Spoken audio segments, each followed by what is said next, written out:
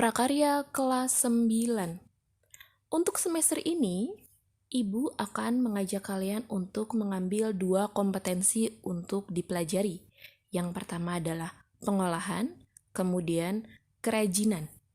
Selain itu, kita juga akan melakukan persiapan dan ujian praktek kelas 9. Untuk materi pertama, Ibu akan mengajak kalian untuk membahas materi mengenai pengolahan. Kalian tentu sudah sering ya melakukan kegiatan pengolahan ini. Pengolahan biasanya dikaitkan dengan kegiatan mengolah suatu bahan mentah menjadi bahan jadi atau setengah jadi yang bisa dikonsumsi. Baik, materi pengolahan kita adalah terkait dengan hasil perikanan dan peternakan. Ada yang bisa menyebutkan apa saja hasil perikanan dan peternakan itu? Ya, barang-barang hasil peternakan dan perikanan ini banyak sekali kita konsumsi di kehidupan sehari-hari kita. Ada ikan, tentu saja, telur, susu, daging, dan sebagainya. Ada 4 hal yang ingin Ibu sampaikan melalui materi pengantar ini kepada kalian terkait dengan pengolahan hasil perikanan dan peternakan. Yang pertama, bahwa kekayaan kuliner atau keanekaragaman masakan dan bahan pangan di Indonesia itu sangat banyak dan kaya. Jadi melalui pembelajaran ini diharapkan kita menjadi pihak yang mengetahui, melestarikan, bahkan lebih lanjut menginovasikan kembali terkait dengan kekayaan pangan di Indonesia ya, karena sumber daya Indonesia ini sangat banyak. Dan khususnya di materi ini adalah sumber daya dari hasil perikanan dan peternakan. Ada banyak sekali hasanah baru di bidang kekayaan makanan di Indonesia yang dimunculkan oleh orang-orang pada masa kini. Contohnya, misalnya rendang adalah salah satu kelestarian budaya masakan kita. Kemudian orang menginovasikan rendang kaleng misalnya. Dan banyak lagi contoh-contohnya ya nak ya.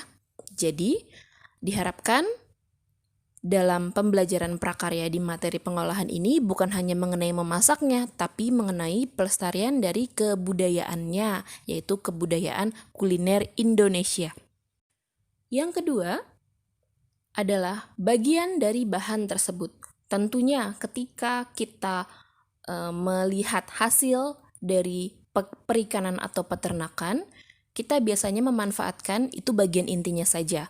Bahwa dalam pengolahan tidak hanya mengolah bagian intinya saja, misalnya dagingnya saja, tapi juga bahan sampingannya. Mungkin kalian pernah melihat contoh, misalnya pengolahan kepala kakap, kepala ikan. Ya, jadi bagian ikan bukan hanya yang dimanfaatkan bisa dagingnya saja ya, kepalanya bisa. Kulitnya bisa menjadi kerupuk kulit ikan. Kemudian misalnya di peternakan ayam, kaki ayam atau ceker juga bisa menjadi kuliner tersendiri yang khas dan banyak disukai. Jadi perlu diingat, tidak hanya bagian intinya saja, namun bagian sampingannya. Kemudian yang ketiga, pengolahan bukan hanya mengolah bahan mentah menjadi bahan jadi, tapi juga bahan mentah menjadi bahan setengah jadi. Contohnya, kamu menyekap telur bebek menjadi telur asin.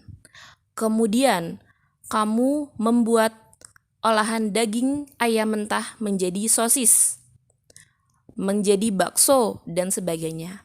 Atau pembuatan tepung dan sebagainya. Itu adalah contoh membuat dari bahan mentah ke bahan jadi. Jadi, pengolahan bahan pangan bukan hanya menjadi makanan yang siap langsung dikonsumsi ya, bisa juga menjadi bahan setengah jadi. Kemudian yang keempat atau yang terakhir, bahwa dalam kegiatan pengolahan ini, pengolahan atau pemanfaatan perikanan dan peternakan ini, kita bisa memanfaatkan 2 hal.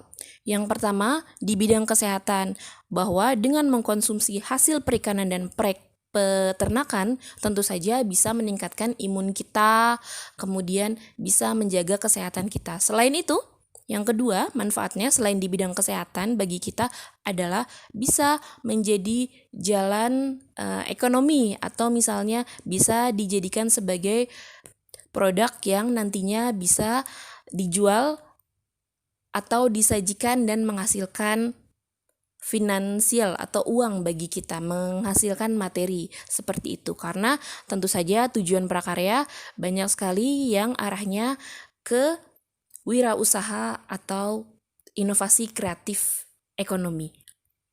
Jadi bisa dimengerti ya, 4 hal yang ingin Bu Ana tekankan kepada kalian mengenai pengolahan di mata pelajaran prakarya ini.